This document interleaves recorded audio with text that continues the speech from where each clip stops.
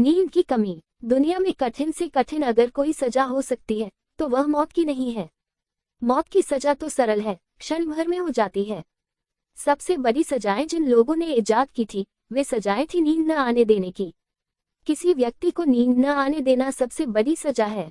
तो आज भी चीन में या रूस में या हिटलर की जर्मनी में निरंतर कैदियों को जगाए रखने का उपाय किया जाता है। 15 दिन किसी कैदी को न सोने दिया जाए, उसकी जो पीड़ादायक स्थिति हो जाती है उसकी हम कल्पना भी नहीं कर सकते।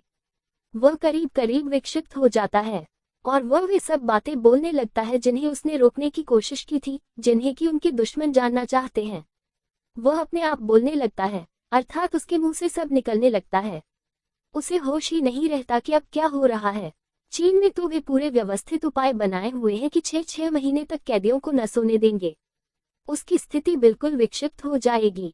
वे भूल ही जाएंगे कि वे कौन है, उसका नाम क्या है, उसका धर्म क्या है, उसकी जाति क्या है, वे किस गांव के रहने वाले हैं, किस देश के हैं, वे सब भूल जाएंगे। क्योंकि निंद्रा न आने से अस्तव्यस्त अराजक उनका चित हो जाएगा।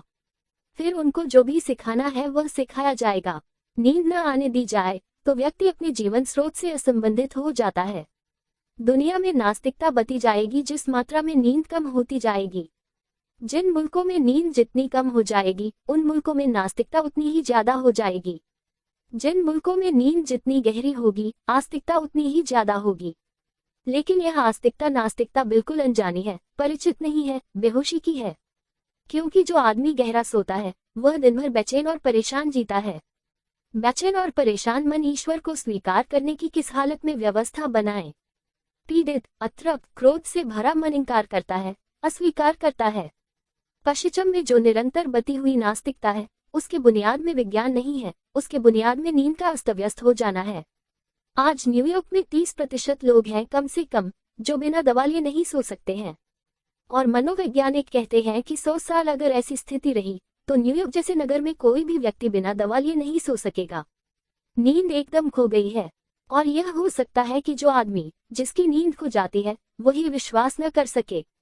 अगर वह आपसे पूछे कि आप कैसे सोते हैं, आपके सोने की तरकीब क्या है, और आप कहें कि कोई तरकीब नहीं है, मैं तो बिस्तर पर सिर रखता हूँ और सो जाता हूँ, तरकीब है ही नहीं, सोने की कोई तरकीब है आपके पास, बस सिर रखते हैं और सो जाते हैं, तो वह कहे क्यों झूठ बोलते हैं, असंभव है ये बात, जरूर कोई तरकीब होगी जो मुझे पता नहीं, क्योंकि सिर तो मैं भी रखता हूँ तकिए पर लेकिन सो नहीं पाता हूँ।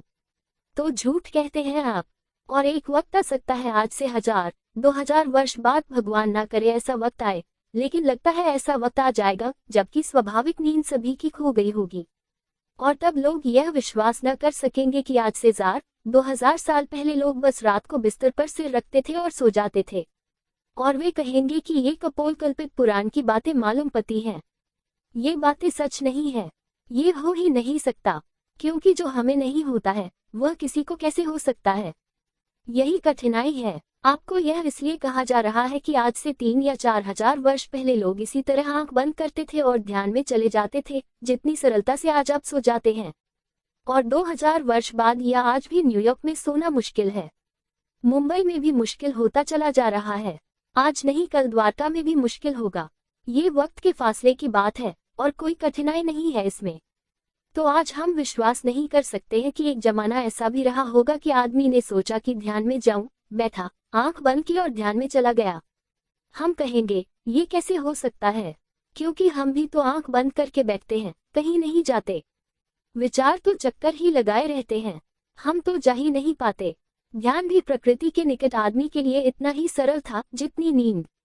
प्रकृति के निकट जो आदमी है उसको सरल है, पहले ध्यान गया अब नींद जाएगी, क्योंकि पहले वे चीजें जाती हैं जो चेतन है, फिर वे चीजें जाती हैं जो अचेतन है। और ध्यान चला गया तो दुनिया करीब करीब अधार्मिक हो गई है, और नींद चली जाएगी तो दुनिया पूरी तरह अधार्मिक हो जाएगी। नींद से रिक्त पृथ्वी पर धर्म की कोई संभावना नहीं रह जाने वाली है। लेकिन आप कभी सोच ही नहीं सकते कि नींद से इतना संबंध हो सकता है। नींद से इतने गहरे संबंध हैं जिनका हिसाब लगाना मुश्किल है। व्यक्ति कैसा सोता है इस पर पूरा निर्भर है कि वह कैसा जिएगा। सारे जीवन के संबंध उलझ जाएंगे, सब विषाक्त हो जाएगा, सब क्रोध से भर जाएगा। और अगर व्यक्ति गहरा सोता है तो उसके जीवन में एक ताजगी, एक शांति, एक आनंद का भाव बहता रहेगा। उसके संबंध में उसके प्रेम में, उसकी सारी चीजों में एक शांति बनी रहेगी। लेकिन अगर नींद खो गई तो उसका परिवार, उसकी पत्नी, उसका पति, उसका बेटा, उसकी माँ, उसका पिता, उसका शिक्षक, विद्यार्थी सब अस्त व्यस्त हो जाएंगे। क्योंकि नींद हमें अचेतन में वहां ले जाती है जहां हम परमात्मा के भीतर डूब जाते हैं। ज्यादा देर को नहीं डूबते। स्वस्थ से स्वस्थ आदमी भी सिर्फ गहरे में 10 मिनट के लिए पहुंचता है। पूरी रात की 8 घंटे की नींद में 10 मिनट के लिए ऐसा क्षण आता है जब आप पूरी तरह डूब जाते हैं, जब सपना भी नहीं होता। दोस्तों, आपको ये कहानी कैसी लगी कृपया कमेंट करके जरूर बताएं, और ऐसी ही और भी बहुत सारी कहानियों को सुनने के लिए चैनल को सब्सक्राइब जरूर करें। धन्यवाद।